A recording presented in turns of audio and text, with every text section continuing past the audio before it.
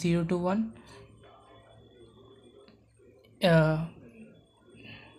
Extra বেশি, Y equal to extra উপরে আছে, ওয়াই ইকুয়াল টু এক্সটা বেশি, আর এক্স স্কোয়ারটা নিচে আছে, মানে এক্স স্কোয়ারটা কম।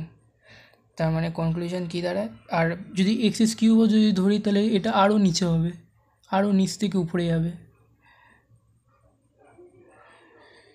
তো ফাইনাল কনক্লুশন কী দাঁড়ায়, এক্স মানে পাওয়ার বাড়লে ভ্যালু কমে, এইটুকুনি মাত্র তোমাদের জানা দরকার ছিল।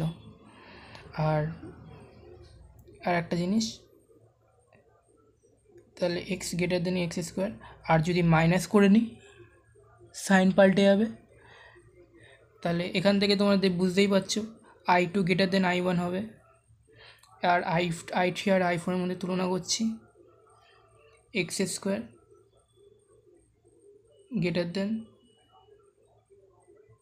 X square by 2। এটা না বোঝে, এটা বোঝার কী আছে, বাইট যে কোনো ভাগ করলে তো সংখ্যা কমেই যায়, আর যদি মাইনাস করে দিই সাইন পাল্টে যাবে। তো ফাইনাল কনক্লুশন দ্বারা i4 গ্রেটার দেন i3। এবার i4 আর i2-র মধ্যে তুলনা করব। তো এখানে দেখতে পাচ্ছ e⁻−x² সাথে একটা cos স্কোয়ার এক্স গুণ আছে, cos স্কোয়ার এক্স মানে যেটা 0 to 1 মানে যে কোনো পয়েন্ট হতে পারে, এটা 0 পয়েন্ট সামথিং এরকম কিছু হবে, আর 0 পয়েন্ট সামথিংয়ের সাথে আমি এটা মাল্টিপ্লাই করছি, তার মানে এটা কমে যাবে। 0 পয়েন্ট সামথিংয়ের সাথে যদি যে কোনো সংখ্যা মাল্টিপ্লাই করলে সেটা কমে যায়। তাহলে final conclusion i4 greater than i2, i4 সব থেকে বড়ো